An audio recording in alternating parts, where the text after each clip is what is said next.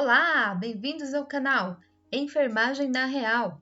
Eu sou a Rutiana e hoje vamos falar sobre a doença tétano, que é uma doença infecciosa, mas não é contagiosa. E se você ainda não assistiu os vídeos anteriores sobre o controle das doenças transmissíveis, o link está acima.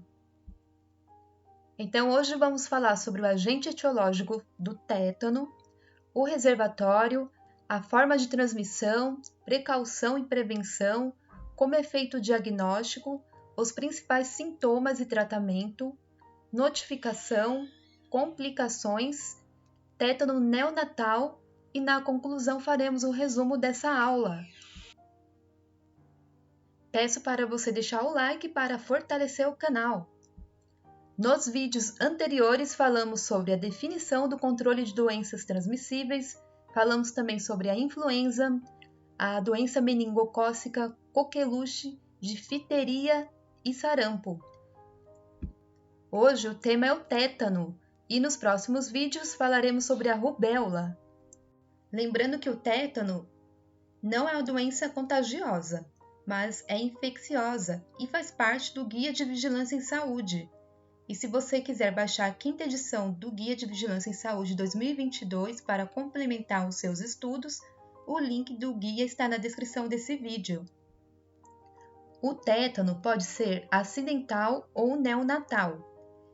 O tétano acidental é uma infecção grave causada pelas toxinas da bactéria Clostridium tetani, que é um bacilo gram-positivo esporulado, anaeróbico, semelhante à cabeça de um alfinete, e produz esporos que podem sobreviver no meio ambiente por vários anos.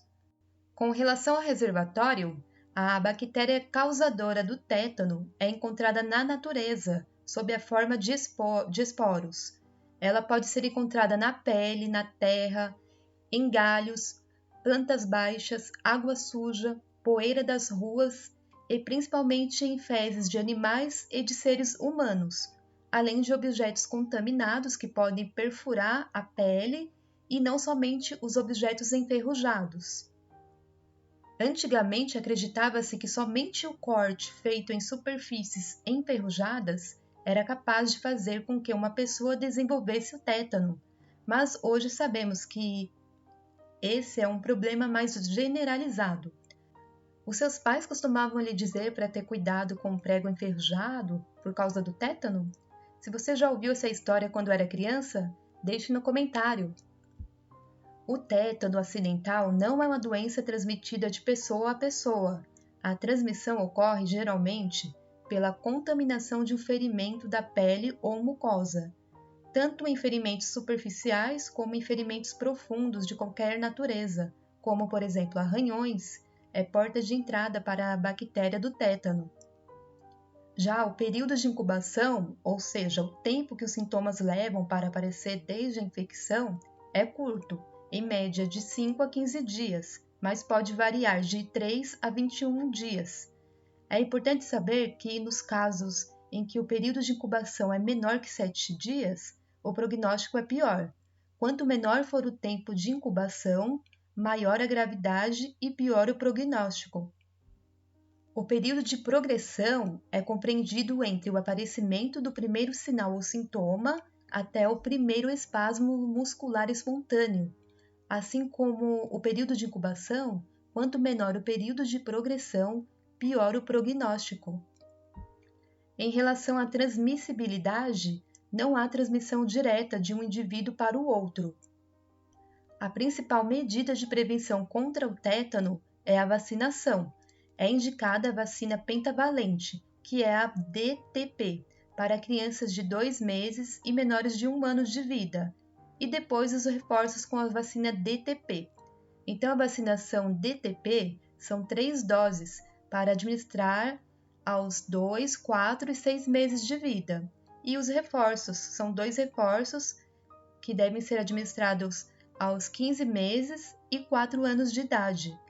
Já a vacina dupla adulto, que é a DT, está disponível para toda a população a partir dos 7 anos de idade. É recomendado 3 doses e um reforço a cada 10 anos. Para gestantes, deve-se aplicar uma dose de DTPA a cada gestação. As vacinas estão disponíveis nas UBSs, que são as Unidades Básicas de Saúde do seu bairro.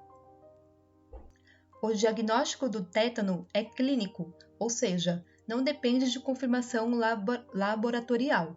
Os exames laboratoriais auxiliam apenas no controle das complicações e no tratamento do paciente. Os principais sintomas da doença são rigidez muscular intensa e progressiva, ou seja, que aumenta conforme os dias passam. Também tensão muscular, que se acumula no pescoço e impede que a pessoa engula. Contratura muscular, que é capaz de afetar os músculos do abdômen, inclusive o diafragma, que causa problemas respiratórios. Além de dificuldade para abrir a boca, o rosto que se congela em um riso forçado por conta de espasmos musculares que afetam a face. Outros sintomas são os espasmos musculares que acontecem em decorrência de exposição à luz, de sons altos ou do toque físico, por exemplo. Além de febre, batimentos cardíacos acelerados, sudorese, hipertensão arterial, que é a pressão alta. Esses são um dos principais sintomas em decorrência do tétano. Sempre que houver lesão na pele ou mucosa, o ideal é a pessoa lavar com água e sabão e procurar o serviço de saúde mais próximo para avaliar a necessidade de utilização de vacina ou soro. O tétano não tem cura e seu tratamento é feito por meio da limpeza e dos cuidados da ferida, por onde a bactéria entrou no organismo, além do uso de medicamentos que aliviam as contraturas e os espasmos musculares, característicos da doença. O uso do soro antitetânico, que é o SAT, é para neutralizar a toxina da bactéria. Outra opção no tratamento é o uso das imunoglobulinas da classe IgG, que neutralizam a toxina produzida pela bactéria do tétano, sendo obtida do plasma de doadores selecionados. A imunidade conferida pelo soro antitetânico, que é o SAT, dura em torno de 2 semanas, enquanto aquelas conferidas pela imunoglobulina humana dura aproximadamente 3 semanas. Por isso, após a alta hospitalar, a pessoa deve ser encaminhada ao UBS para receber as vacinas contra o tétano. Faz parte do tratamento os sedativos, antibiótico e outros medicamentos com o objetivo de impedir o progresso dos espasmos musculares. A hospitalização deve ser imediata e os casos graves têm indicação de terapia intensiva, que é na UTI. Nos casos de indisponibilidade de leitos de UTI, o quarto deve ser individual, com um mínimo de ruído, pouca luminosidade e com temperatura estável. Então, no geral, os princípios básicos do tratamento do tétano são sedação do paciente, neutralização da toxina tetânica, debridamento do foco infeccioso para a eliminação da bactéria, se necessário, antibiótico terapia e medidas gerais de suporte. O tétano é uma doença de notificação compulsória imediata. Por não se tratar de uma doença contagiosa, devem ser adotadas medidas de precaução padrão, que são a higienização das mãos, o uso de luvas, avental, óculos, máscara e o descarte correto de pérfuro cortantes. A notificação deve ser registrada no Sistema de Informação de Agravos de Notificação, que é o SINAM, por meio do preenchimento da ficha de investigação do tétano acidental. A notificação de casos suspeitos de tétano acidental deverá ser feita mediante comunicação à vigilância epidemiológica do seu município, que encaminhará as equipes de vigilância epidemiológica regional e estadual. Esta, por sua vez, enviará ao Ministério da Saúde. Após a notificação, deverá proceder-se à investigação imediata. No curso da doença, podem ocorrer diversas complicações, destacando-se a rigidez e os espasmos. Acontece porque as toxinas da bactéria migram do foco de infecção da periferia até o sistema nervoso central. Outra complicação também podem acontecer, como por exemplo a pneumonia e outras complicações além da pneumonia, que é o caso da infecção urinária, sepse, asfixia por obstrução alta, insuficiência respiratória e fratura de vértebras e costelas. Além do tétano acidental, temos também o tétano neonatal, que é uma doença infecciosa aguda grave, não contagiosa, que acomete o recém-nascido nos primeiros 28 dias de vida, tendo como manifestação clínica inicial as dificuldades de sucção, irritabilidade e choro constante. O agente etiológico do tétano neonatal é o mesmo do tétano acidental, que é causado pela bactéria Clostridium tetani. A transmissão se dá por contaminação durante a manipulação do cordão umbilical ou por meio de procedimentos inadequados realizados no coto umbilical, além de instrumentos contaminados com esporos. Não é uma doença contagiosa, portanto não existe transmissão de pessoa a pessoa. Essa patologia afeta recém-nascidos de ambos os sexos e a doença não confere imunidade definitiva. Os filhos de mães vacinadas, nos últimos 5 anos, com as 3 doses, apresentam imunidade passiva e transitória de até 2 meses de vida. Crianças também precisam receber a vacinação de acordo com o calendário nacional de vacinas. O diagnóstico é essencialmente clínico e não existe exame laboratorial específico para o diagnóstico do tétano. E os principais sintomas são: o recém-nascido apresenta choro constante, irritabilidade, dificuldade para mamar e abrir a boca, seguido de rigidez de nuca, tronco e abdômen. Evolui com hipertonia generalizada, quando há presença de febre. Ela é baixa, exceto se houver infecções secundárias. Os espasmos são desencadeados ao menor estímulo possível, por exemplo, tátil, luminoso, sonoro ou surgem espontaneamente.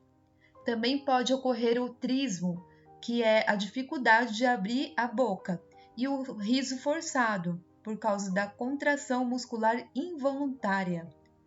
Com a piora do quadro clínico, o recém-nascido deixa de chorar, respira com dificuldade e as crises de apneia passam a ser constantes. Pode haver outras complicações, como parada cardíaca, miocardite tóxica, embolia pulmonar, hemorragias e fraturas de vértebras, podendo levar ao óbito do recém-nascido. No tratamento, o recém-nascido deve ser internado em unidade de terapia intensiva, que é a UTI. E o tratamento consiste em sedação, adoção de medidas gerais, que incluem manutenção de vias aéreas, antibiótico terapia para melhorar os sintomas e o uso da imunoglobulina de classe IgG. No caso de indisponibilidade da imunoglobulina, deve ser feita a administração do SAT, que é o soro antitetânico. A notificação dos casos suspeitos ou confirmados de tétano neonatal deverá ser feita no Sistema de Informação de Agravos e Notificação, que é o SINAM, por meio do preenchimento da ficha de investigação do tétano neonatal. E a principal forma de prevenir o tétano neonatal é através da vacinação. Concluindo então, tétano é uma doença infecciosa aguda não contagiosa, causada pela ação de exotoxinas produzidas pela bactéria Clostridium tetani, que está presente na natureza sob a forma de esporos. Pode estar na pele, terra, galhos, plantas baixas, água suja, poeira das ruas e principalmente em fezes de animais e de seres humanos. O tétano pode ser por acidentes ou neonatal. O tétano não é uma doença transmitida de pessoa a pessoa. A transmissão ocorre geralmente pela contaminação de um ferimento da pele ou mucosa. A bactéria se aproveita da abertura feita e entra direto na corrente sanguínea. O período de incubação é de 5 a 15 dias em média. Já o período de progressão é o tempo entre o aparecimento do primeiro sinal ou sintoma até o primeiro espasmo muscular espontâneo. Quanto menor for o tempo de incubação ou progressão, maior a gravidade e pior o prognóstico da doença. As precauções adotadas são as medidas de precaução padrão, e a principal medida de prevenção é a vacinação. O diagnóstico do tétano é clínico, ou seja, não depende de confirmação laboratorial. Os principais sintomas do tétano acidental são rigidez, tensão e contratura muscular, espasmos, bradicardia, febre, sudorese e hipertensão arterial. O tétano não tem cura e seu tratamento é feito para a limpeza e os cuidados da ferida por onde a bactéria entrou no organismo, além do uso de medicamentos que aliviam a contratura e o espasmo muscular, característico da doença. O uso do soro antitetânico, que é o SAT, ou das imunoglobulinas da classe IgG, é para neutralizar a toxina da bactéria do tétano. A notificação de casos suspeitos de tétano acidental deverá ser feita no sistema SINAM e, após a notificação, deverá proceder-se à investigação imediata.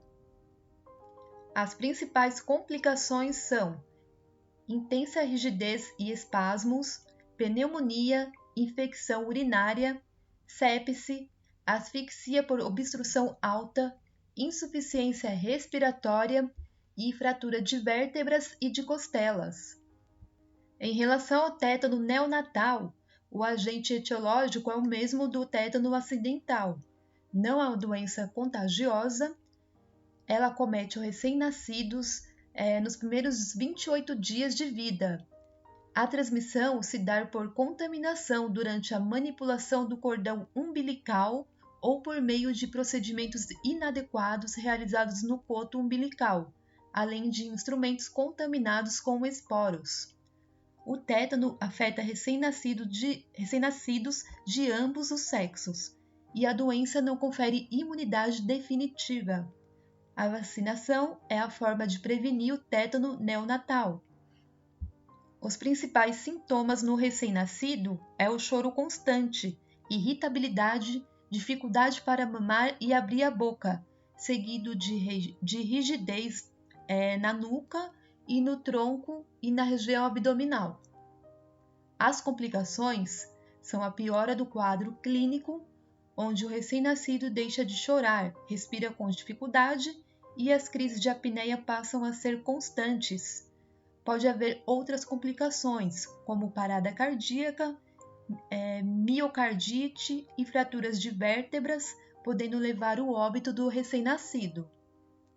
Assim como o tétano acidental, não há cura para o tétano neonatal, e o tratamento consiste na manutenção de vias aéreas, antibiótico terapia para melhorar os sintomas e o uso de imunoglobulinas da classe IgG, ou do SAT, que é o soro antitetânico. A notificação e investigação dos casos suspeitos ou confirmados de tétano neonatal deverá ser feita no sistema SINAM, por meio do preenchimento da ficha de investigação do tétano neonatal. O link do Guia de Vigilância em Saúde 2022, as precauções da Anvisa e o modelo de notificação do tétano estão na descrição desse vídeo. Se você gostou da aula, dê o joinha e se inscreva no canal para receber as notificações de mais conteúdo. Até a próxima aula. Tchau!